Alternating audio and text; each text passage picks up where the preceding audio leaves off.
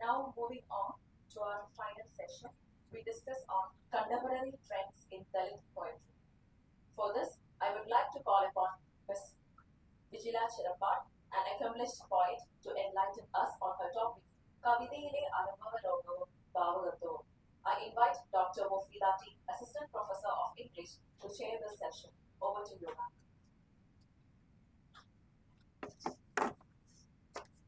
Thank you, Tafa.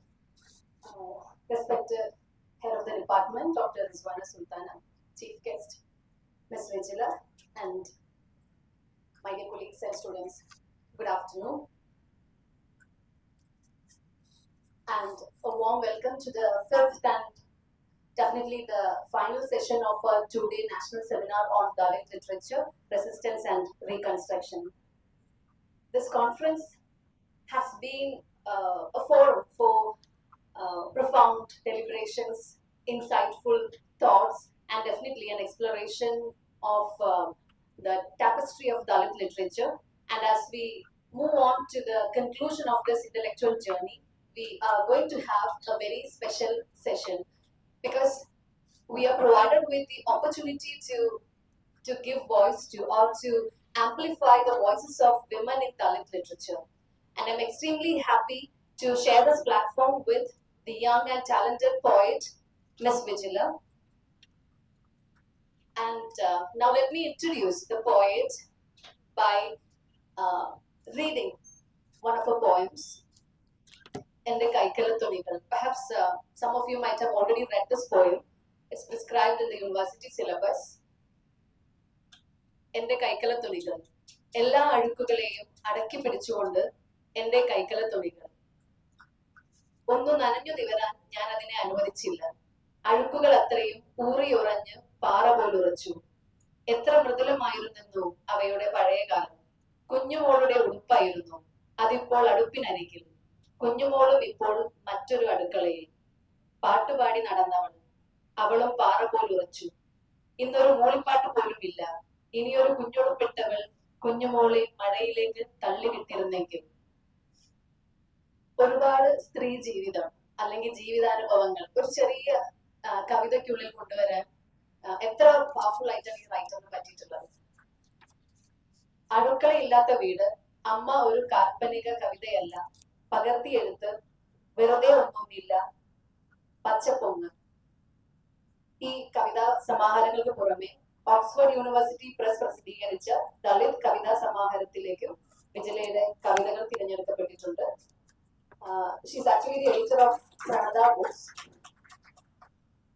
സമകാലിക മലയാള ദളിത് കവിതയിലെ ശക്തമായ സാന്നിധ്യങ്ങളിൽ ഒന്നാണ് വിജലയുടേത്. വിജലയുടെ കവിതകൾ ലിംഗഭേദത്തിന്റെയും ജാതീയതയുടെയും ഇരട്ടഭാരം വഹിക്കേണ്ടി വരുന്ന കേരളത്തിലെ ദളിത് സ്ത്രീ ജീവിതം അടയാളപ്പെടുത്തുന്നു. ഇത് വിജലയെ പറ്റി തപ്പുമ്പോൾ കിട്ടുന്ന ഡെഫിനിഷൻ ആണ്. പക്ഷെ വിജില തന്നെ ഒരിക്കലും ഒരു അഭിമുഖത്തിൽ പറഞ്ഞിട്ടുണ്ട്, ഡെലിബറേറ്റ് ആയിട്ട് ഒരു അറ്റംപ്റ്റും ഞാൻ ദളിത് കവിതകൾ എഴുതാൻ ശ്രമിച്ചിട്ടില്ല. ഇതേ പോലൊരു പരാമർശം നമ്മൾ തൊട്ടു മുന്നുള്ള സെഷനിലും കേട്ടു. ഇതിനെ പ്രശ്നവൽക്കരിച്ചുകൊണ്ട് സെഷൻ ചെയറിന്റെ SFKയും പറയുണ്ടായി. പലപ്പോഴും നമ്മളൊരു അഡ്ജക്റ്റീവ് യൂസ് ചെയ്യുന്നത് എന്തിനാണ്? മെയിൻ സ്ട്രീമിൽ പെടാത്ത ഒരു പോയിന്റിനെ റെഫർ ചെയ്യാനോ. മെറ്റാഫിസിക്കൽ പോയിന്റിനെ പറ്റി പറയുന്ന സമയത്ത് TS ചോദിച്ചൊരു ചോദ്യമാണ്, why should you actually use the word metaphysical to describe this group of poets? Is it because they do not belong to the mainstream? നമ്മൾ ബ്ലാക്ക് റൈറ്റർ എന്ന് പറയും, ഫീമെയിൽ റൈറ്റർ എന്ന് പറയും, പക്ഷെ വൈറ്റ് ഇംഗ്ലീഷ് റൈറ്റർ എന്ന് പറയുന്നില്ല. So ഈ labelling adjective അത് ഒരു പ്രതിഷേധത്തിൻ്റെതായിട്ട് മാറണോ, അതെല്ലാം ഒരു മാറ്റി നിർത്തേണ്ടതാണോ എന്ന് ചിന്തിക്കേണ്ടത് തന്നെയാണ്. അതുകൊണ്ട് തന്നെ ഈ പറഞ്ഞ പോയിന്റ് ലൈക്ക് ഒരു ഡെലിബറേറ്റ് അറ്റംപ്റ്റ് അല്ല എന്നത്. ദളിത് കവിത എന്ന മുൻധാരണയോടെ ഒരു എഴുത്തും സംഭവിച്ചിട്ടില്ല. വിജയയുടെ വാക്കുകളാണ്. എന്റെ എഴുത്തിലും ദളിത് ജീവിതാനുഭവങ്ങൾ സ്വാഭാവികമായി വന്നതാണ്. എന്നാൽ ഈ സ്വാഭാവികമായിട്ടുള്ള ഇടപെടലുകൾ നിസ്സാരമല്ല.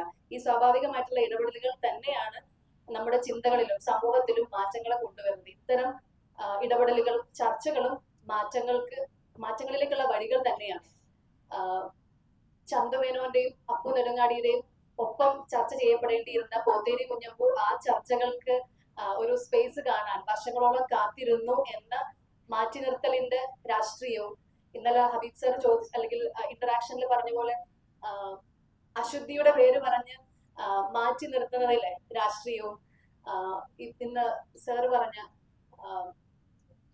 അതായത് തന്നിൽ മാത്രം ഒതുക്കാതെ മൾട്ടിറ്റ്യൂഡിലേക്ക് പ്രശ്നവൽക്കരിക്കുന്നതിന്റെ ആവശ്യകതയും ഒക്കെ ചർച്ച ചെയ്യപ്പെടേണ്ടതാണ്. ഈ ചർച്ചകൾ തന്നെയാണ് നാളേക്കുള്ള മാറ്റം കൊണ്ടുവരുന്നത്.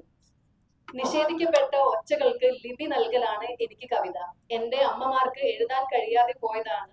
അവരുടെ വിയർപ്പിലും സ്നേഹത്തിലും വിരിഞ്ഞ സൂര്യകാന്തികളാണ് കവിത എന്ന് സ്വന്തം കവിതകളെ വിശേഷിപ്പിച്ച് വിജിലയെ എത്രയും സ്നേഹത്തോടെ ഈ പരിപാടിയിലേക്ക് സ്വാഗതം ചെയ്തുകൊണ്ട്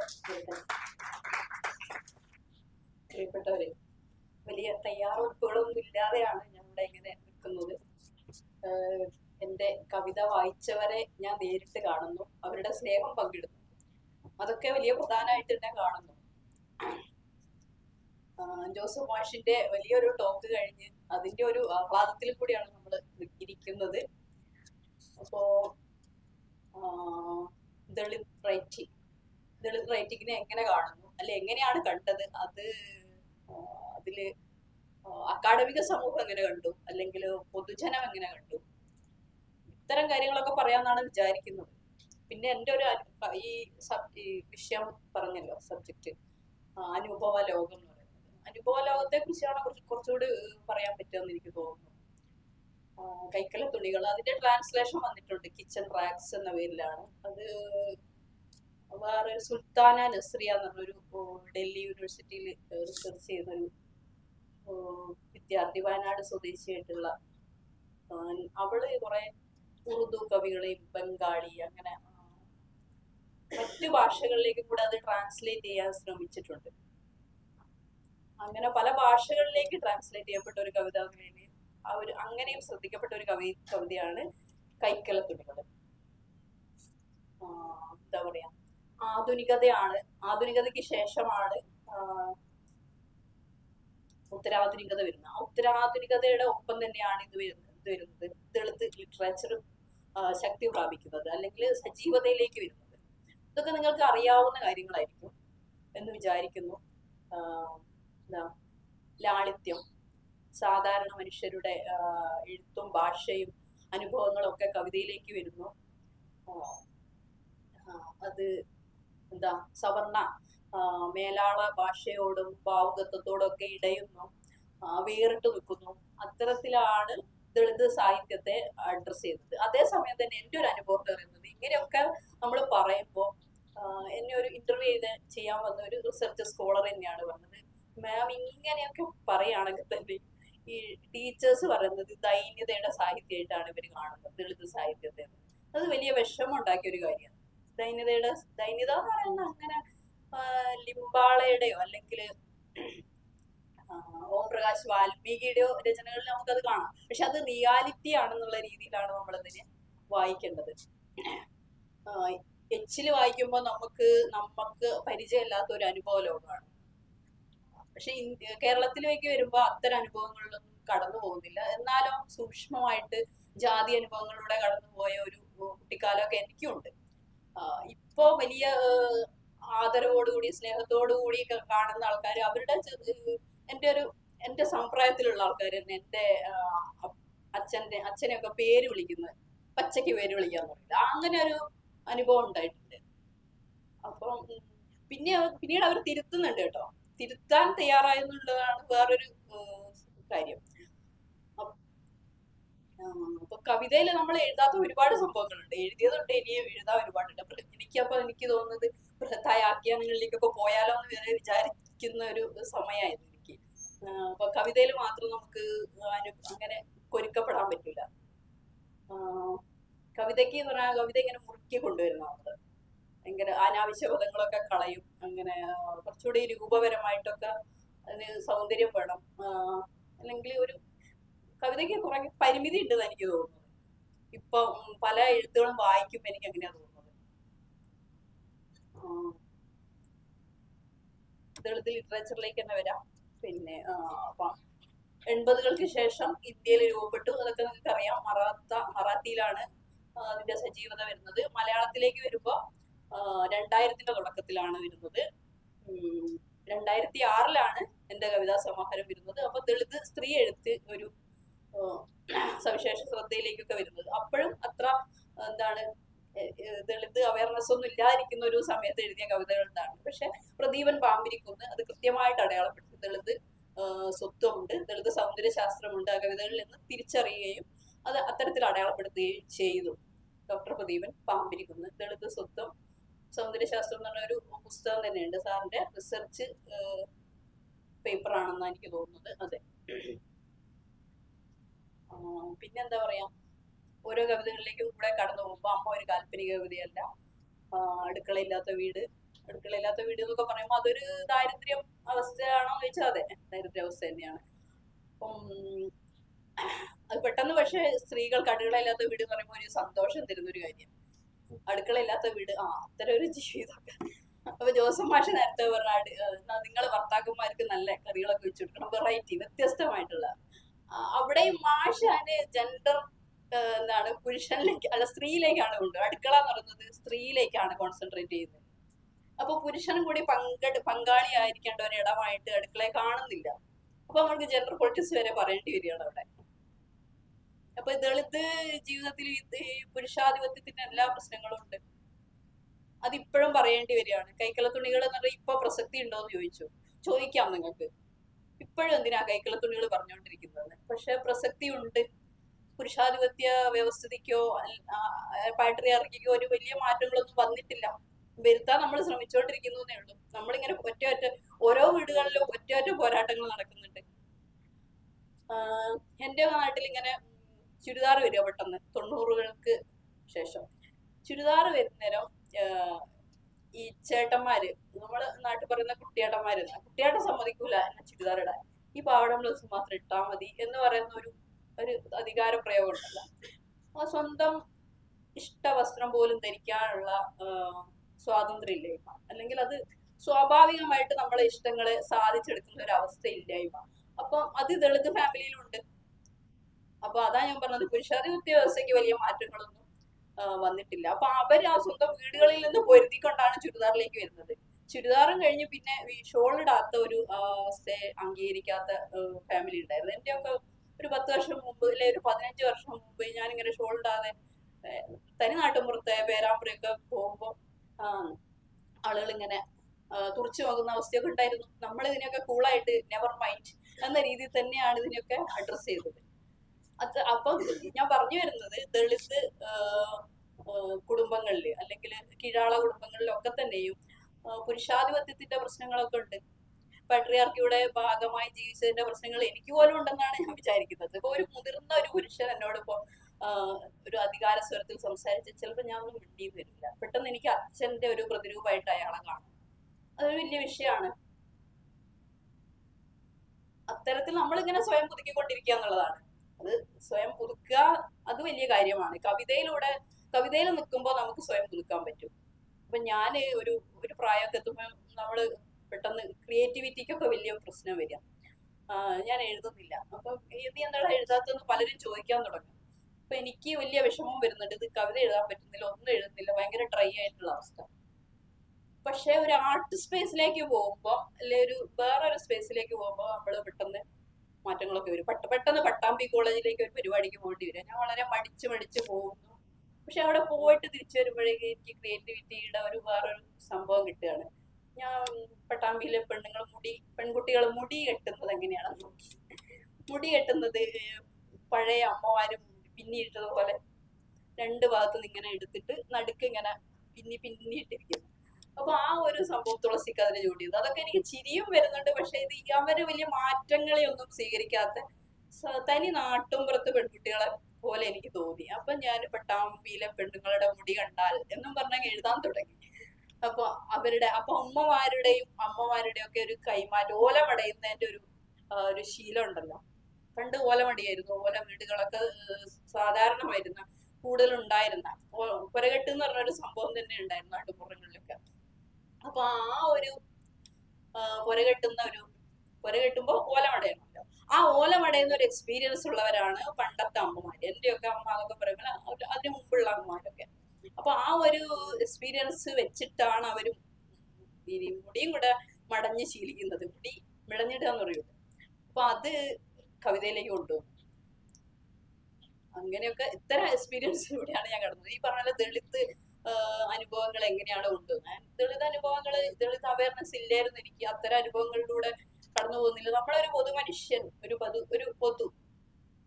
പബ്ലിക് പേഴ്സൺ എന്നുള്ള രീതിയിൽ തന്നെയാണ് ഇടപെട്ടുകൊണ്ടിരുന്നത്. ചെറിയ പ്രശ്നങ്ങൾ, ചെറിയ അനുഭവങ്ങളൊക്കെ ഉള്ളൂ. അപ്പൊ നമ്മള് ജാതി പറഞ്ഞ ആരും അങ്ങനെ ഇന്ന വീട്ടിൽ ഇന്നവരുടെ മകൾ എന്നല്ലാതെ, അല്ലെ ഇന്ന ജാതിക്കാരന്റെ മകൾ എന്നുള്ള രീതിയിലല്ല നമ്മളെ ഐഡന്റിഫൈ ചെയ്യുന്നത്. അതുകൊണ്ട് തന്നെ അത്ര അനുഭവങ്ങളില്ല. അപ്പൊ ഈ പലരും എന്നോട് ചോദിച്ചിട്ട് രാഘവൻ അത്തോളി അങ്ങനെയുള്ള അനുഭവം, അവരുടെ കവിത വെച്ചിട്ട് എന്റെ കവിത അങ്ങനെ കാണാൻ പറ്റൂല, ഞാൻ പറയുകയും ചെയ്തിട്ടുണ്ട്. പിന്നെ ഈ പറഞ്ഞ നമ്മൾ ആ എക്സ്പീരിയൻസ് പലയിടത്തേക്കും പോവാണ്. ട്രിവാൻഡ്രത്തെ ഒരു എക്സ്പീരിയൻസ് വേറെയാണ്. അവിടുത്തെ ചേരിയിലുള്ള ജീവിതങ്ങളൊക്കെ കാണുന്നു. അവിടെ ഒരു ചേച്ചിയുടെ ആത്മകഥ ഞാൻ എഡിറ്റ് ചെയ്തിട്ടുണ്ട്. അപ്പം നമ്മളെ വൈഡായിട്ടുള്ള എക്സ്പീരിയൻസിലേക്കൊക്കെ പോകുമ്പോൾ കവിതയ്ക്കും വലിയ മാറ്റങ്ങളൊക്കെ വരുന്നു. വലിയ മൾട്ടി ലെയർഡ് ആയിട്ടുള്ള ഒരു സംഭവങ്ങളൊക്കെ പിന്നീട് വരുന്നുണ്ട്. എന്തായാലും ഈ സവർണ മധ്യവർഗ ജീവിതാനുഭവങ്ങളായിട്ടുള്ള ഒരു വേറിടല് അത് അബോധത്തിൽ അൺകോൺഷ്യസ് ആയിട്ട് സംഭവിച്ചു എന്നുള്ളതാണ്. അതിനെയാണ് രേഖപ്പെടുത്താനും അതിനെയാണ് അടയാളപ്പെടുത്താനും ഒക്കെ അക്കാദമിക ലോകവും അല്ലെങ്കിൽ ഇതിനെ പഠിക്കുന്ന ദളിത് ലിറ്ററേച്ചർ പഠിക്കുന്നവരും ശ്രമിച്ചിട്ടുള്ളത്.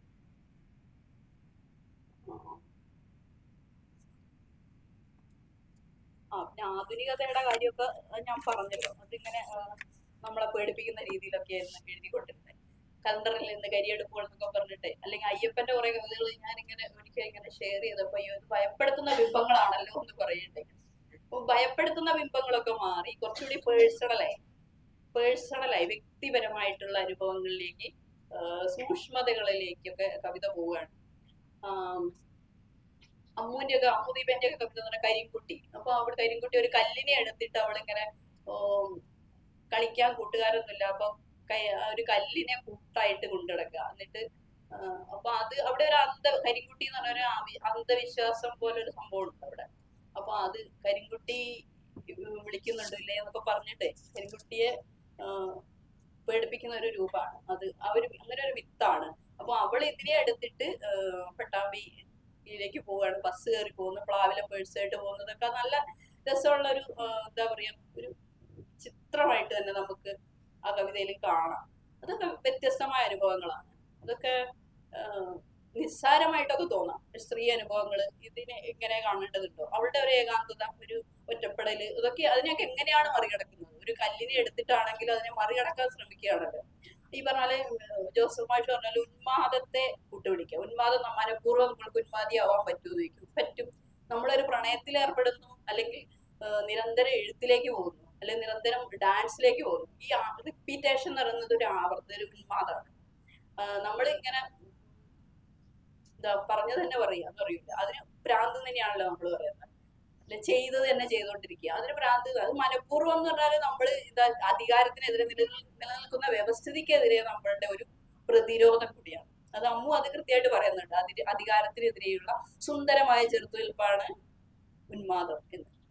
അത് എന്റെ ഒരു പുതിയ പുസ്തകം വരുന്നുണ്ട്. ഞാൻ അങ്ങനെ ഒരു ഹാപ്പി ന്യൂസും കൂടെ പറയാണ്. പുതിയ പുസ്തകം എന്ന് പറഞ്ഞാൽ പഴയ പുസ്തകം ഈ അടുക്കളയില്ലാത്ത വീട്, അമ്മ ഒരു കാൽപ്പനിക കവിതയിൽ, ഇതിന്റെയൊക്കെ റീ എഡിഷൻ എന്ന് പറയാം. എന്റെ തിരഞ്ഞെടുത്ത കവിതകൾ എന്ന് പറഞ്ഞിട്ടാണ് അത് പുറത്തിറങ്ങുന്നത്. നിങ്ങളൊക്കെ അത് ശ്രദ്ധിക്കുമെന്ന് വിചാരിക്കുന്നു. അപ്പൊ അതിന്റെ ബ്ലർബായിട്ടാണ് ഇവൾ ഇങ്ങനെ എഴുതിയിരിക്കുന്നത്. അധികാരത്തിനെതിരെയുള്ള സുന്ദരമായ ചെറുത്തുനിൽപ്പാണ് ഉന്മാദം എന്ന് പറയുന്നത്. അപ്പൊ നമുക്ക് അത്തരം ഉന്മാദങ്ങളിലേക്ക് പോവാം. ഇതിപ്പോ ഞാൻ കവിത എഴുതിക്കൊണ്ടിരിക്കുമ്പോൾ എന്റെ ക്രമങ്ങളൊക്കെ തെറ്റും. രാവിലെ എഴുന്നേറ്റ് നേരെ അടുക്കളയിലേക്ക് പോകുന്ന ഞാൻ നേരെ പേപ്പർ എടുത്ത് കവിത എഴുതാൻ പോകും. അപ്പൊ അവിടെ ടിപ്പിക്കലായിട്ടുള്ള ഒരു ക്രമമുണ്ട് ജീവിതത്തിന്. നേരെ അത് അടുക്കളയിലെ പണിയൊക്കെ കഴിഞ്ഞ് സ്വന്തം കാര്യങ്ങൾ നോക്കി നേരെ ജോലിക്ക് പോവുക, അല്ലെങ്കിൽ അങ്ങനെയുള്ള ഒരു ക്രമമുണ്ട്. ആ ക്രമമൊക്കെ തെറ്റിപ്പോവുകയാണ് അവിടെ. പക്ഷെ നമുക്കത് എനിക്കങ്ങനെ സംഭവിച്ചിട്ടുണ്ട്. പലപ്പോഴും തട്ടുകടകളിലൊക്കെ അല്ലെ പുറത്തുനിന്ന് ഭക്ഷണം വരെ കഴിക്കേണ്ട അവസ്ഥ വന്നിട്ടുണ്ട്. അങ്ങനെയൊക്കെ അപൂർവമായിട്ട് സംഭവിക്കാറുണ്ട്. അത്തരം എന്താ പറയാ ഉന്മാദങ്ങളിലേക്ക് പോകാന്ന് പറയുന്നത് അധികാരത്തിനെതിരെയുള്ള ചെറുത്തുനിൽപ്പുകൾ തന്നെയാണ്. വേറെന്താ പറയാനുള്ളത്? അടുക്കളയില്ലാത്ത വീടിനെ കുറിച്ച് വേണമെങ്കിൽ പറയാം. അത് എന്ന് പറയുന്നത് ഞങ്ങള് അടുക്കള എന്ന് പറയുന്നത് വിറക് പുരയോട് ചേർന്നുള്ള ഒരു ചായ്പിലായിരുന്നു അടുക്കള. അപ്പൊ അമ്മ ഇത് അടുക്കളയിൽ നിന്ന് ഭക്ഷണമൊക്കെ ഉണ്ടാക്കി നേരെ ഫ്രണ്ട്, എനിക്ക് ബാക്കില്ല, ഫ്ലാറ്റിലെ പോലെയാണ്, ബാക്ക് അടച്ചിട്ടിരിക്കുക. ഫ്രണ്ട് കൂടിയാണ് ഇത് ഭക്ഷണമൊക്കെ എടുത്ത് അകത്തോട്ട് കൊണ്ടുപോകുന്നത്. തിരിച്ച് അരിയും വെള്ളമൊക്കെ എടുത്തിട്ട് അങ്ങോട്ട് വിറക് ചായപ്പുള്ള അങ്ങോട്ടേക്ക് പോകുന്നത്. അപ്പൊ അത്തരം ഒരു അനുഭവം. അപ്പം അതിനൊരു എന്താണ്, സ്ത്രീകൾക്ക് അടുക്കളയോ അല്ലെ സ്ത്രീകൾ പെരുമാറുന്ന ഇടം അത്ര പ്രധാനമല്ല എന്ന് വീട്ടുകാരന്ന് തീരുമാനിക്കുക. അതിന്റെ പുറത്താണ് അടുക്കള ഇല്ലാതെ പോകുന്നത്. പുരുഷൻ ഇടപെടുന്ന ഒരിടമാണെങ്കിൽ അടുക്കളയെ കുറച്ചുകൂടി പ്രാമുഖ്യം കൊടുത്തേനെ, പ്രാധാന്യം കൊടുത്തേനെ. അതങ്ങനെ സംഭവിച്ചില്ല. ആ ഒരു അനുഭവം തന്നെയാണ് ഞാൻ അടുക്കളയില്ല. ഉപമകളുടെ ലോകം. അതുപോലെ അമ്മ ഇങ്ങനെ ഉപമകൾ പറയും, പലതിനോട് ഇങ്ങനെ ഉപമിച്ചുകൊണ്ടിരിക്കും.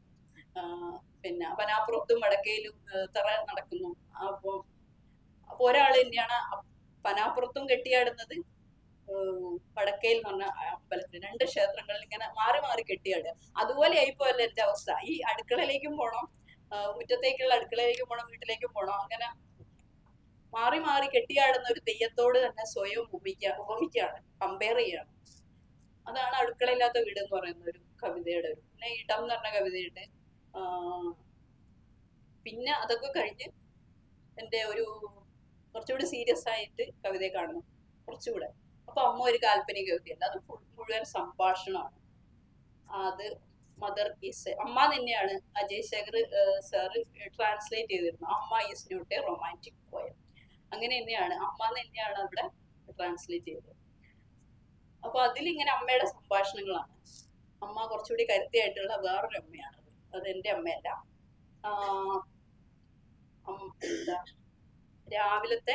രാവിലെ ഞാൻ കവിത എഴുതി. എന്റെ കവിത ഒന്നുമല്ല ഇവിടെ അമ്മയുടെ സംഭാഷണത്തിന് മുമ്പിൽ. അമ്മ ഉറക്കം തൂങ്ങി ഞാൻ കവിത എഴുതുന്ന, പക്ഷെ അമ്മ എണീറ്റിട്ട് പലതും സംസാരിക്കുകയാണ്, ഈ ലോകത്തെ തന്നെ അഡ്രസ് ചെയ്യാണ്. എന്താണ് പറയുന്നത്, അമ്മയുടെ കൂട്ടുകാരിയെ കുറിച്ചാണ് ആദ്യം പറയുന്നത്. ഇങ്ങനെ ബസ്സിൽ തിക്കിത്തിരക്കി വരുന്ന വല്ലിയോട് അമ്മ വഴക്കിടുന്നതാണ്. വല്ലിയാണ് വഴക്കിട്ടു, സോറി. ബസ്സിൽ തിക്കിത്തിരക്കി വരുന്ന ആണുങ്ങളോട് വല്യ വഴക്കിട്ടു. കറണ്ട് ഓഫീസിലേക്ക് 100 നടത്തം നടക്കണം. വയറിങ് കഴിഞ്ഞു, കറണ്ട് ഓഫീസിലേക്ക് 100 നടത്തം നടക്കണം. പിന്നെ പണിക്കാർക്ക് നല്ല ഭക്ഷണം കൊടുക്കുന്നുണ്ടോ എന്നറിയാൻ അടുത്ത വീട്ടിലെ പെണ്ണുങ്ങൾ വന്ന് നോക്കുന്നു. അങ്ങനെ പല പല ചിത്രങ്ങളാണ് ഓരോ സംഭാഷണത്തിൽ നിന്നും കേൾക്കാൻ പറ്റുന്നത്. പിന്നെ ആറളത്ത് ഭൂമി, ആദിവാസികൾക്ക് ഭൂമി കൊടുത്തപ്പോ ഇവിടെയുള്ളവർ കിടന്ന് വർക്ക് ചെയ്യാം എന്നൊക്കെ പറഞ്ഞിട്ട്, അപ്പൊ റേഡിയോയില് സംസ്കൃത വാർത്ത കേൾക്കുന്നു. റേഡിയോയില് സംസ്കൃത വാർത്ത കേൾക്കുമ്പോൾ അമ്മ അസ്വസ്ഥയാണ്.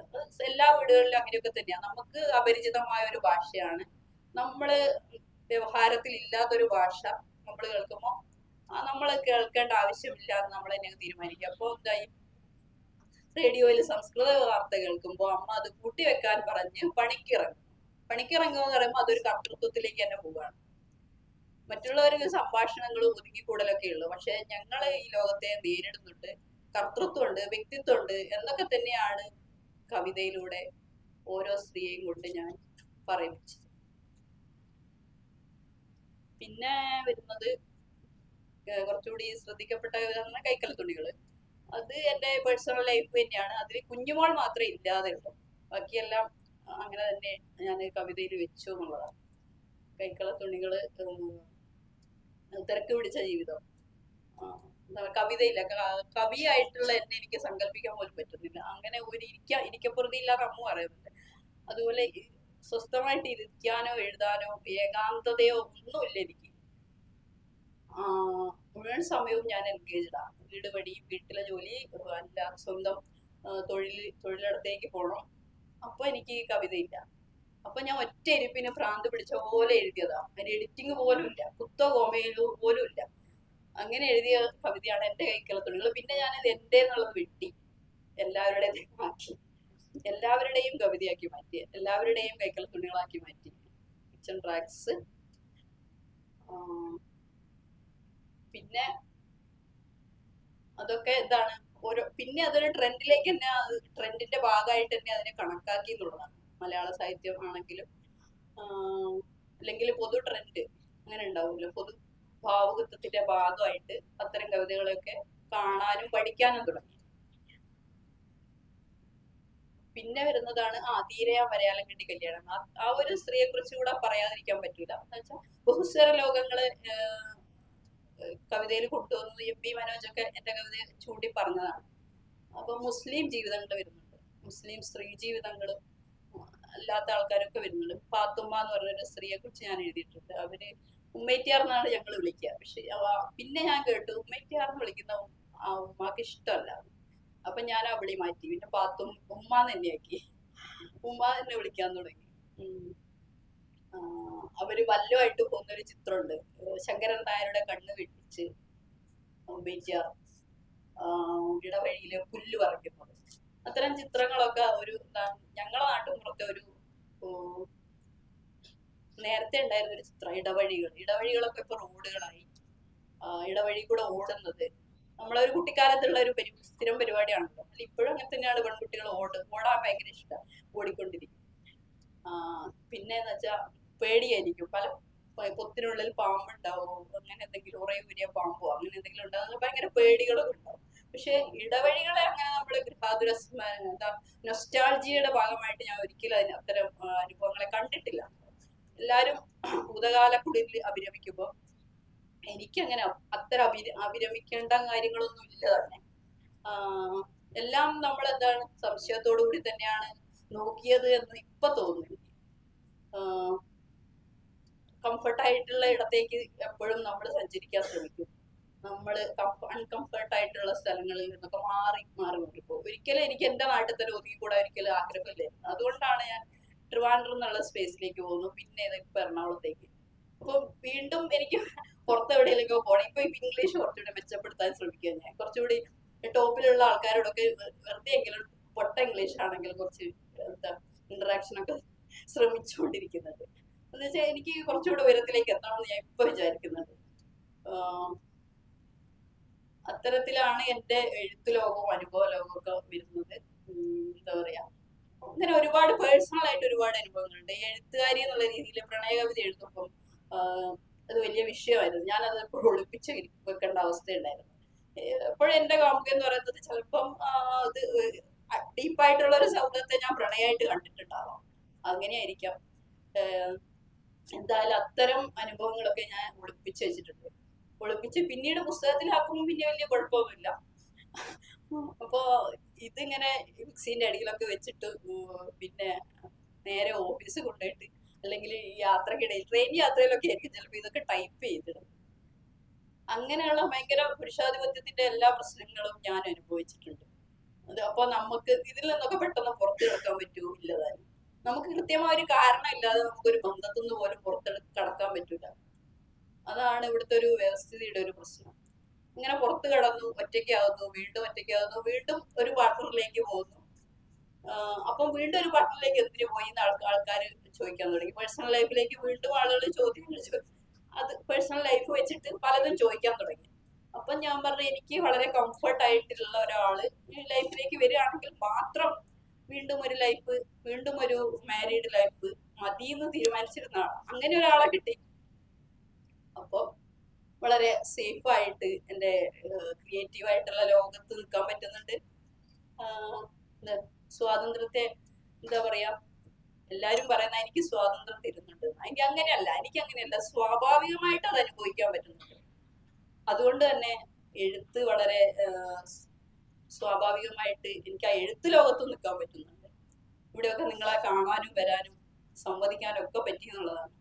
അപ്പൊ ഈ ഒരു കാര്യം കൂടെ പറയാം. KLF-ന് ഇതുപോലെ ഒരു ചോദ്യം ചോദിച്ചിരുന്നു. അന്ന് നമ്മളൊന്നും മിണ്ടിയില്ല. ഈ ഗിരിജ ചേച്ചിയോടാണെന്ന് തോന്നുന്നു ചോദിച്ചത്. ഭർത്തൃമതിയായിട്ടുള്ള ഒരു സ്ത്രീക്ക് എങ്ങനെയാണ് പ്രണയ കവിത എഴുതിയിട്ടൊക്കെ നിൽക്കാൻ പറ്റുമോ എന്ന് ചോദിക്കുന്നുണ്ട്. അപ്പൊ അവര് പറയുന്നത് പറ്റും എന്നാണ്. പക്ഷെ എനിക്ക് അന്നേരം നേരെ തിരിച്ചനുഭവം. പക്ഷെ ഞാനൊന്നും മിണ്ടുന്നില്ലായിരുന്നു. അപ്പൊ നമ്മള് അത്തരം ഒരു ബന്ധത്തിൽ ഉള്ളിൽ നിൽക്കുമ്പോൾ നമുക്കൊന്നും പറയാൻ പറ്റൂല. നമുക്ക് കൂടെ നിൽക്കുന്ന ആളിനെ തള്ളി പറയാൻ പറ്റൂല. അങ്ങനെയുള്ള ഒരുപാട് വൈഡായിട്ട് അനുഭവങ്ങൾ എനിക്കുണ്ട്. അപ്പൊ കുറെയൊക്കെ കവിതയിലേക്ക് കൊണ്ടുവന്നു. പറയാൻ വിട്ടുപോയ തീരാൻ വരയാലും കണ്ടി കല്യാണിയമ്മയെ കുറിച്ചുകൂടെ പറയാതെ പറ്റില്ല. അത് അവരൊറ്റയ്ക്ക് ജീവിച്ച സ്ത്രീയാണ്. ഒറ്റയ്ക്ക് ജീവിക്കുന്ന അവർക്ക് മക്കളുണ്ട്, മക്കളുണ്ട്. മരിക്കാൻ നേരത്ത് മക്കളെ മൂന്ന് തലമുറ അവർ കണ്ടിട്ടുണ്ട്. പക്ഷെ അവരുടെ സവിശേഷമായ ഒരു ഇടം എന്ന് പറയുന്നത് അവരൊറ്റയ്ക്ക് ജീവിച്ചു. അവര് പുസ്തകങ്ങൾ വായിക്കുമായിരുന്നു, ബാലരമയടക്കം മംഗള മനോരമ എല്ലാം വായിക്കുമായിരുന്നു. പിന്നെ സിനിമകൾ കാണുമായിരുന്നു, ഒറ്റയ്ക്ക് പോയി സിനിമ കാണുമായിരുന്നു തിയേറ്ററുകളിൽ. ഷക്കീല സിനിമകൾ വരെ അവർ കാണുമായിരുന്നു. ഞാൻ പിന്നീട് ആലോചിച്ചപ്പോഴാണ് എന്റെ ആലോചനകളിൽ വന്നത് അവർക്ക് അവരുടെ കുട്ടിക്കാലം നമുക്ക് അറിഞ്ഞൂടാ, അവരുടെ വളർച്ച, അവരുടെ യൗവനം, കൗമാരം ഒന്നും നമുക്ക് അറിഞ്ഞൂടാ. പക്ഷെ നമുക്കത് ഊഹിച്ചെടുക്കാൻ പറ്റും. പ്രണയം നിഷേധിക്കപ്പെട്ട അല്ലെ പ്രണയം അസാധ്യമായ ഒരു ലോകത്താണ് അവർ ജീവിച്ചത്. അതുകൊണ്ടായിരിക്കും അതിനെ പൂരിപ്പിക്കാനാണ് അവർ വായിക്കാനും ഇങ്ങനെയുള്ള സിനിമകൾ കാണാനൊക്കെ ഇറങ്ങി തിരിച്ചത്. ഒരു ധീരയായ ഒരു സ്ത്രീയായിട്ട് അക്ക മഹാദേവിയുടെ ഒരു പ്രതിരൂപമായിട്ടാണ് ഞാൻ അവരെ കാണുന്നത്. മുടിയൊക്കെ ഇങ്ങനെ അഴിച്ചിട്ടിട്ട് അർത്ഥനഗ്നയായിട്ട് ഇരിക്കുന്ന ആ ഒരു സ്ത്രീയുടെ രൂപം എനിക്ക് എന്റെ ഗ്രാമത്തെ ആലോചിക്കുമ്പോൾ എനിക്ക് എന്താ സുന്ദരമായി ഓർമ്മിക്കാൻ പറ്റുന്നു. വളരെ മനോഹരമായിട്ട് എന്റെ മനസ്സിലേക്ക് ഉള്ള ഒരു രൂപം. ചിലപ്പോ ഞാൻ ചിത്രം വരയ്ക്കായിരിക്കാം, ചിത്രം വരയ്ക്കാൻ പറ്റാത്തൊരു വിഷമം എനിക്ക് എപ്പോഴുണ്ട്. ജോസഫ് മാഷി ശില്പകലയെ കുറിച്ച് ചിത്രകലയെ കുറിച്ചും പറഞ്ഞു. എന്റെ അച്ഛൻ ചിത്രകാരനാണ്. അപ്പൊ അച്ഛന്റെ പണി എന്ന് പറഞ്ഞാൽ ഒറ്റയ്ക്ക് ഇരിക്കുമ്പോ നോട്ട് ബുക്കില് പല കളറ്, നീല, പച്ച, ചുവപ്പ്, കറുപ്പ്, ഈ 4 കളറിലുള്ള പേനയുണ്ട്. പേന വെച്ചിട്ട് ചിത്രം വരച്ചുകൊണ്ടിരിക്കുക. പെൻസിലുണ്ട്, പെൻസിൽ കൊണ്ട് ആദ്യം വരച്ചിട്ട് കളർ ചെയ്യുന്നത് ഈ പേന കൊണ്ടാണ്. പ്രത്യേകിച്ച് ബ്രഷോ അങ്ങനത്തെ ഒരു സംഭവങ്ങളൊന്നും ഇല്ല. അപ്പൊ ഈ വര കണ്ടാണ് ഞാൻ വളരുന്നത്. അപ്പം ഈ എന്താ പറയാ, എനിക്ക് ചിത്രം വരയ്ക്കാൻ കഴിവുണ്ടെങ്കിൽ ഒരു പക്ഷെ കല്യാണി അമ്പയെ ഞാൻ ഇങ്ങനെ വരച്ചു വെച്ചത്. പിന്നീടും കുറെ സ്ത്രീകൾ വന്നു. നാരായണി എഴുത്തിമാരെന്നുള്ളൊരു 2 സ്ത്രീകൾ. അവര് ഈ പറഞ്ഞ പോലെ കർത്തൃത്വത്തിലേക്ക് പോകുന്ന സ്ത്രീകൾ. ഒരാള് ദളിതാണെങ്കിൽ ഒരാള് കീഴാള സ്ത്രീയാണ്. അപ്പൊ ഇവരിലുള്ള ഡിഫറൻസ് ഒക്കെയാണ് ആ കവിതയിൽ വരുന്നത്. നിങ്ങൾ വായിക്കുന്നതായിരിക്കും നല്ലത്, ഞാൻ പറയുന്നതിനേക്കാളും കുറച്ചുകൂടി നല്ലതെന്ന് തോന്നുന്നു. പിന്നെ എന്താണ് കൂടുതൽ ഞാൻ പറഞ്ഞില്ലേ, പ്രിപ്പയർഡ് ആയിട്ടല്ല വന്നത്. ഭാവുകത്വത്തിനെ കുറിച്ചൊക്കെ പറയുമ്പോൾ പിന്നെ ധന്യ എം ഡി, ഒരുപാട് കവികളുണ്ട് ദളിത് സ്ത്രീ എഴുത്തുകാരികളായിട്ട്. Dhanya M D, Sathi Angamaly, M R Radhamani, അങ്ങനെ കുറെ സ്ത്രീ എഴുത്തുകാരികളുടെ സജീവ നില ഇപ്പൊ വന്നിട്ടുണ്ട്. Doctor M P Manoj Mudita എന്ന പേരിലൊരു സമാഹാരം വരെ ഇറക്കിയിട്ടുണ്ട്. അപ്പം ഈ പറഞ്ഞ വേറിട്ട സ്ത്രീ, വേറൊരു എഴുത്തുകാരിയെ കുറിച്ച് ഞാൻ പറയാം, പേരില് സുനിത തോപ്പില്. അവരുടെ ഒരു കവിതയില് ഒരു ടി ഉഷ, അങ്ങനെ എന്തോ ടി ഉഷ എന്ന് പറയുന്ന ഒരു കഥാപാത്രത്തെ അവതരിപ്പിച്ചുകൊണ്ടൊരു കവിത ഉണ്ട്. ആ ടി ഉഷ എന്ന് പറയുന്നത് നമ്മൾ ഒരിക്കലും അത് ഇനീഷ്യൽ അല്ല, ചായ കൊടുക്കുന്ന ഒരു സ്ത്രീയാണ്, ചായക്കടയിലെ സ്ത്രീയാണ് ടി ഉഷ എന്ന് പറഞ്ഞ് ആളുകൾ സംബോധന ചെയ്യുന്നത്. അപ്പൊ അത്തരത്തില് വ്യത്യസ്തമായ സവിശേഷമായ സ്ത്രീ അനുഭവങ്ങളെയൊക്കെ ദളിത് സ്ത്രീ എഴുത്തുകാരികൾ അടയാളപ്പെടുത്താൻ ശ്രമിച്ചിട്ടുണ്ട്.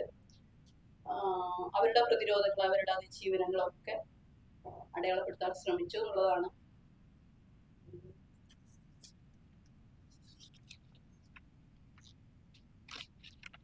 പിന്നെ ഭാഷ എന്ന് പറയുന്നത്, ഭാഷയെ കുറച്ചുകൂടി ഞാൻ സ്വന്തം നാട്ടിലെ ഭാഷ എന്തോ നല്ലതല്ല എന്നുള്ളൊരു ബോധ്യമായിരുന്നു എനിക്ക്. പക്ഷെ ഇപ്പൊ അത് ഞാൻ കുറച്ചുകൂടെ തിരുത്താൻ ശ്രമിക്കുക. അതല്ല, എന്റെ ഭാഷയ്ക്ക് ഒരു സൗന്ദര്യമുണ്ട്. എന്റെ ഒരു സുഹൃത്ത് ഷംസുദ്ദീൻ എന്ന് പറഞ്ഞ ഒരു സുഹൃത്ത്, അവന്റെ ഒരു പുസ്തകം കോന്തലയിൽ കെട്ടിയ നക്ഷത്രങ്ങൾ, കോന്തലയിൽ പൊതിഞ്ഞ നക്ഷത്രങ്ങൾ. കോന്തല എന്ന് പറയുന്നത് ഈ പറഞ്ഞ മുസ്ലിം സ്ത്രീകൾ മുണ്ടെടുത്തിട്ട് ഒരു കോന്തല എപ്പോഴും ഉണ്ടാവും അവരുടെ.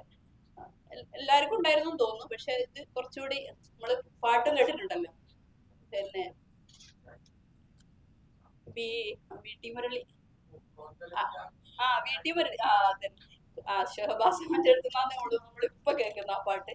അപ്പൊ ആ കോന്തല എന്നുള്ള ഒരു കൺസെപ്റ്റ് ഒക്കെ വെച്ചിട്ട് കവിത എഴുതാണ്. അപ്പൊ എനിക്കും തോന്നുകയാണ് അപ്പൊ നമ്മള് ഉപേക്ഷിച്ച ഒരുപാട് ഭാഷയുണ്ട്, വേണ്ടാന്ന് വെച്ച്, അപകർഷതയുടെ ഭാഗമായിട്ട് വേണ്ടാന്ന് വെച്ച് ഒരുപാട് പ്രയോഗങ്ങളുണ്ട്.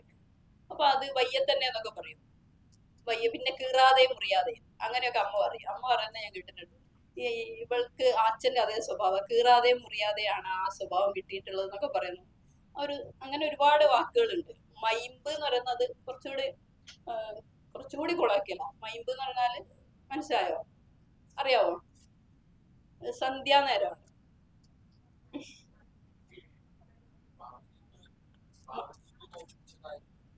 മൈമ്പ് അങ്ങനെയുള്ള കുറെ വാക്കുകളുണ്ട്. പിന്നെന്താ അസ്തമയ സമയത്തിന് അതെ. അതിന്റെ മലയാളമായിരിക്കും, അറബി മലയാളം ആയിരിക്കണം. അങ്ങനെ മലബാറിൽ ഒരുപാട് ഭാഷകള് ഞാൻ എന്താ കവിതയിലേക്ക് ഇനി കൊണ്ടുവരാം എന്നുള്ളൊരു ചിന്തയൊക്കെ വന്നിട്ടുണ്ട്.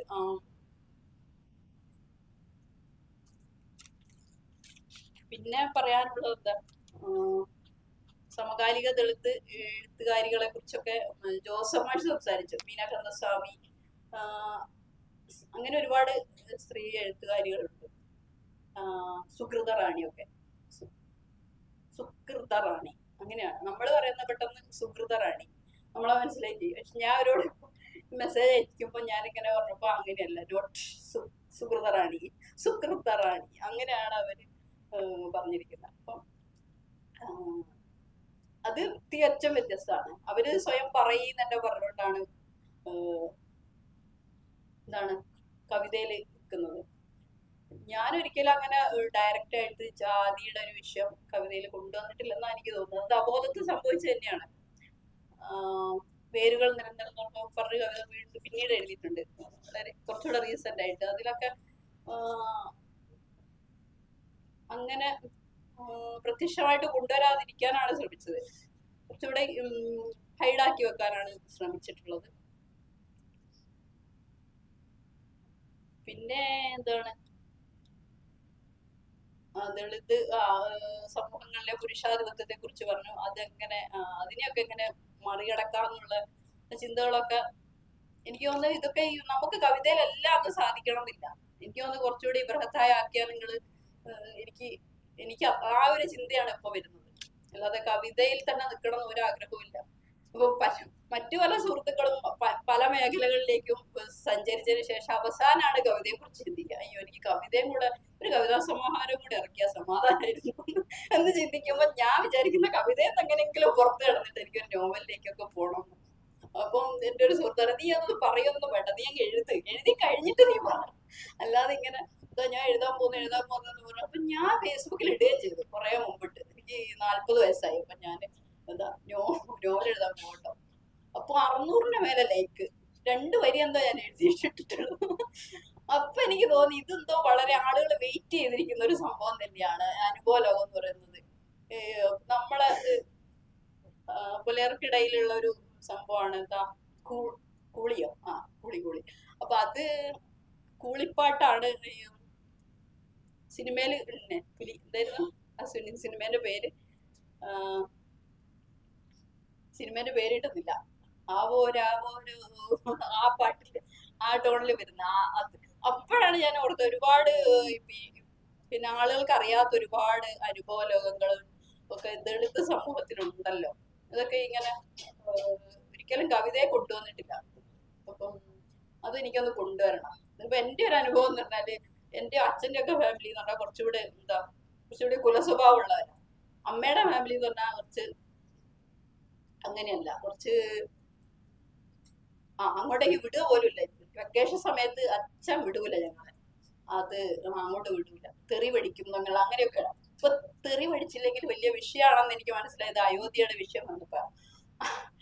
ഈ ബാബറി മസ്ജിദ് പ്രാണപ്രതിഷ്ഠ വരുന്നു. അപ്പം ബാബറി മസ്ജിദ് ഒരു ചരിത്ര സ്മാരകമാണ്, അതൊരു കുടീരമാണ്. അപ്പൊ അത് നമുക്ക് ക്രമങ്ങളാവാം, അങ്ങനെ ഞാൻ പറയുന്നത്. ഞാൻ അങ്ങനെ ഒരു പോസ്റ്റ് ഇട്ടിരുന്നു. നമുക്ക് സാഹിത്യത്തിൽ ക്രമങ്ങളാവാം, കലയിലാവാം, നമ്മളെ സംസാരത്തിൽ പോലും ഈ ക്രമങ്ങൾ തെറ്റിക്കാം. ക്രമങ്ങളാവാന്നല്ല, ക്രമങ്ങൾ തെറ്റിക്കാം. ഈ തെറ്റിക്കലാണല്ലോ നമ്മളെ വേറിട്ട് നിർത്തുന്നത്. അപ്പൊ പക്ഷേങ്കിൽ ചരിത്രത്തെ നമുക്ക് അങ്ങനെ തെറ്റിക്കാനോ അല്ലെങ്കിൽ കൂട്ടിച്ചേർക്കാനോ ഒഴിവാക്കാനോ ഒന്നും പറ്റില്ല. അത് അങ്ങനെ തന്നെയാണ്, ചരിത്രം അങ്ങനെ തന്നെയാണ്. അപ്പം ഇന്ത്യയുടെ രാഷ്ട്രപിതാവ് ഗാന്ധിജിയാണ്, വേറൊരാളാണെന്ന് നമുക്ക് പറയാൻ പറ്റൂല. നമുക്ക് തിരുത്താൻ പറ്റാത്തൊരു സംഭവം.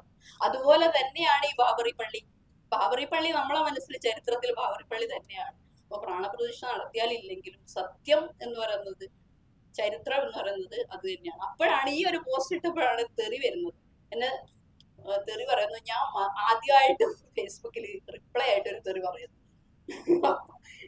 അപ്പൊ മൃദുല ചേച്ചിക്ക് പുതുലാദേവി ശശിധരനൊക്കെ പറഞ്ഞു വിജില ആദ്യമായിട്ടാണ് ഇങ്ങനെ തെറി പറയുന്നത്, ഇവരോടൊന്നും ഒരു തരത്തിലും കോംപ്രമൈസ് ചെയ്യേണ്ട വിജില, ഷാർപ്പായിട്ട് തന്നെ പറയണം, ഇതൊക്കെ ഇതൊക്കെ അതൊരു അംഗീകാരമാണ്, കുറച്ചുകൂടി ഷാർപ്പായിട്ട് പറയേണ്ടതായിരുന്നു എന്നൊക്കെ പറഞ്ഞു.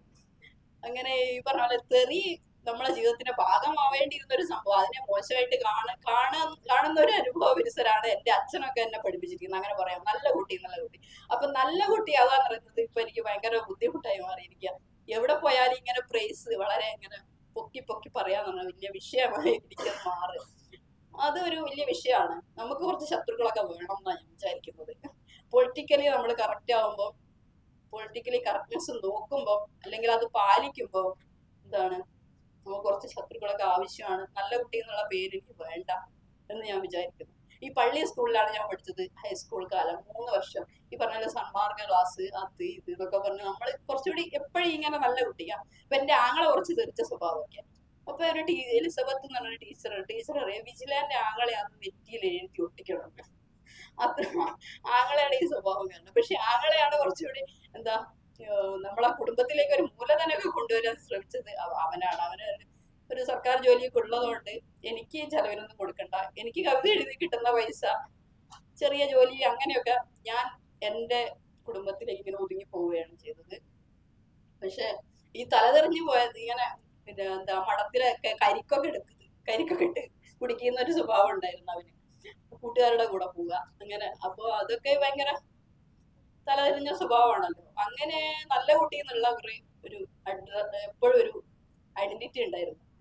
അതിനെയൊക്കെ ഇപ്പൊ എനിക്ക് തോന്നുന്നത് അതൊക്കെ വേണ്ടായിരുന്നു. അതൊക്കെ ഒരിക്കലും ഒരു നമുക്ക് പ്രതികരിക്കാനുള്ള ഒരു ശേഷിയാണ് ഇല്ലാതാക്കുന്നത്. നല്ല കുട്ടി എന്നുള്ള സർട്ടിഫിക്കറ്റ് നമുക്ക് ആവശ്യമില്ല. പെൺകുട്ടികളോട് കൂടി ഞാൻ പറയുന്നത്, പിന്നെ നിങ്ങളൊരിക്കലും ഈ വെച്ച് വിളമ്പി കൊടുക്കുമ്പോൾ നിങ്ങളെപ്പോഴും എന്താണ് നല്ല കുട്ടിയായിരിക്കും, നല്ല ഭാര്യയായിരിക്കും, നല്ല അച്ഛനും അമ്മയ്ക്കും നല്ല കുട്ടിയായിരിക്കും, ഭർത്താവിന് നല്ല കുട്ടിയായിരിക്കും, കുടുംബക്കാർക്ക് അവളെല്ലായിടത്തും എത്തിപ്പെടുന്നുണ്ട്, എല്ലാത്തിനും അവള് മതി. എന്റെ അമ്മയൊക്കെ ഇങ്ങനെ പ്രൈസ് ഇങ്ങനെ, അടുക്കളപ്പണിയിൽ ഞാൻ ഒരിക്കലും നല്ല കുട്ടിയല്ല കേട്ടോ. അപ്പൊ ഈ അമ്മയൊക്കെ ഇങ്ങനെ പൊക്കി പറയുന്നത് ഞാൻ കേട്ടിട്ടുണ്ട്. അയ്യോ അവള് മതി, അടുക്കളയിൽ അവള് മതി, വേറെ ആരുണ്ടെങ്കിലും കുഴപ്പമില്ല, ആരും ഇല്ലെങ്കിലും കുഴപ്പമില്ല.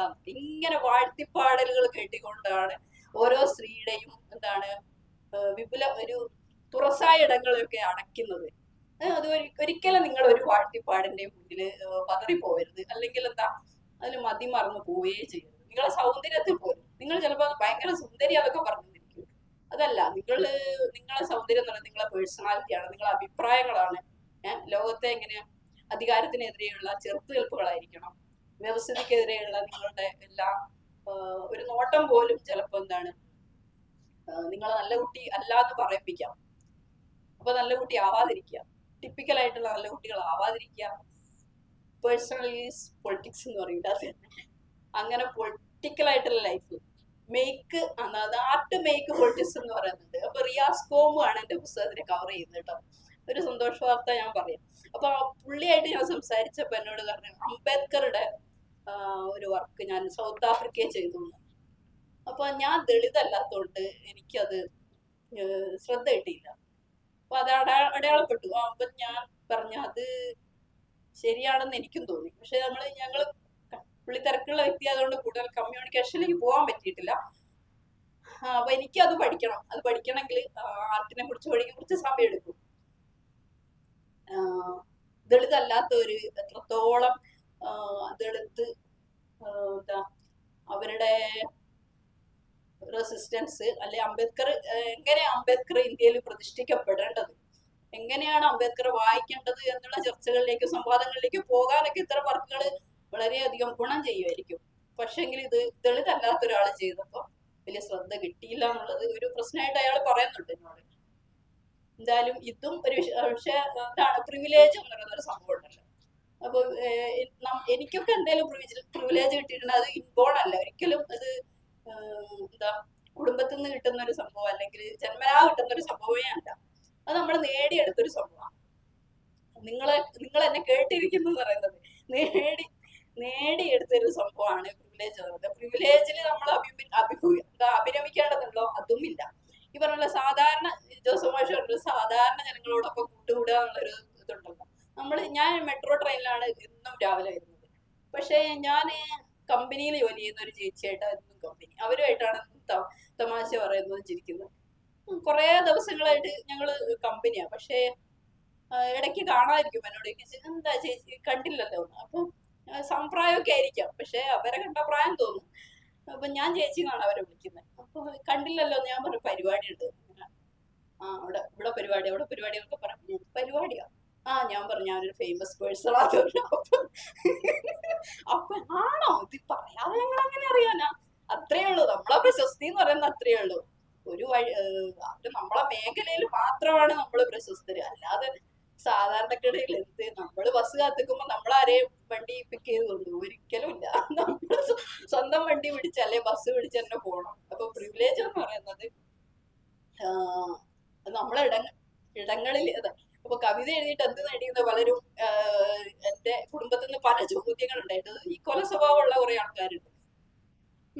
ഈ പറഞ്ഞ പോലെ അവര് പഠിച്ച് ബൈഹാർട്ട് പഠിച്ചാണെങ്കിലും എന്റെ കസിനാണ് ഒരു ഹയർ സെക്കൻഡറി അധ്യാപിക. അവരും പറഞ്ഞാൽ ഫുൾ ടൈം ഹോസ്റ്റല്, വീടായിട്ട് അവർക്ക് വലിയ ബന്ധം എന്റെ അനുഭവത്തിലില്ല. ഹൈസ്കൂൾ മുതൽ ഹോസ്റ്റലിലാണ് പഠിക്കുന്നത്. നവോദയയുടെ ഇത് ഹോസ്റ്റലിൽ പഠിക്കുന്നു. അങ്ങനെ ആ ചേച്ചി എന്ന് പറയുന്നത്, ചേച്ചി എന്നോട് ഇങ്ങനെ പറയും, നീ കവിത എഴുതിയിട്ടെന്താടി? എന്റെ കുടുംബം എന്നോട് ഇങ്ങനെ ഞാൻ ഒരു സാഹിത്യത്തിൽ സജീവമാകുക എന്ന് മനസ്സിലായപ്പോ എന്നോട് എന്റെ കുടുംബജീവിതം ശരിയാവില്ല കേട്ടോ, നിനക്ക് സമാധാനപരമായ കുടുംബജീവിതം സാധിക്കില്ല. ഇതൊക്കെ നമ്മൾ അങ്ങ് ഇറങ്ങി പുറപ്പെടുക. അതൊക്കെ അറിഞ്ഞുകൊണ്ട് തന്നെ എന്താ പറയാ ഒരു വിപ്ലവം നയിക്കാന്ന് അറിയൂലേ.